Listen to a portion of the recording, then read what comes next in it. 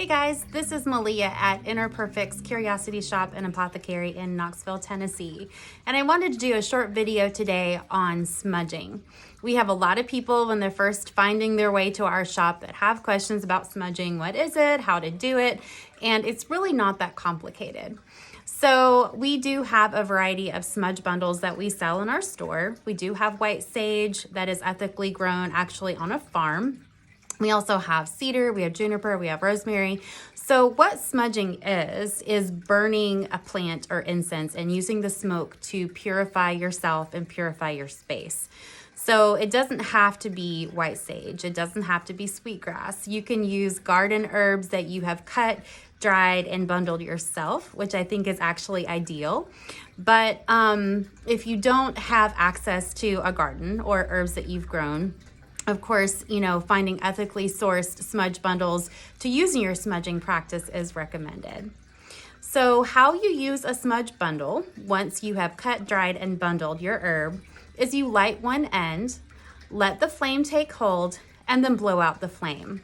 So the end of your smudge bundle should be smoldering and smoking, and that's what you're going to use to purify yourself or purify your space.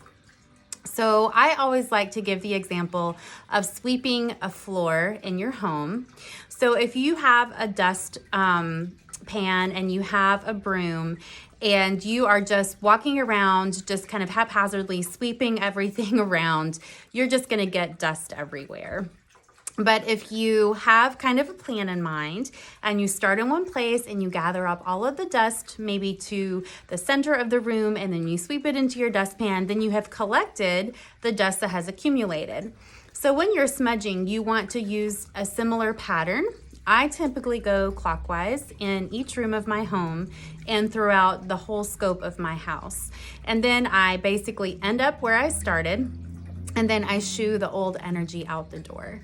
You can also use stick incense for this, or if you're in a place where you cannot burn either a smudge bundle or incense, you can use a spray, like make a strong tea or get some kind of a sage or Palo Santo spray, and you can use that spritz to also trap that energy and then move it out of your space.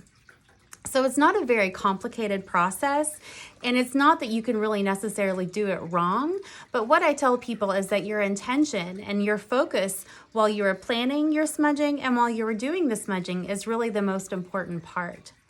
So if you are feeling like you just want to get rid of old energy out of your space, it's starting to be like, the beginnings of spring, or maybe you like to smudge after you've physically cleaned, vacuumed, dusted your home. Maybe you've moved into a new space.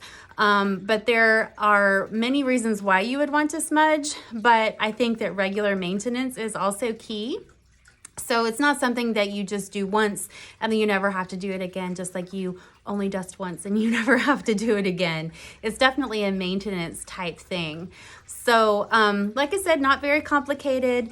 Focus your intention on clearing out old energy, anything that is lower vibration, anything that feels bad or heavy.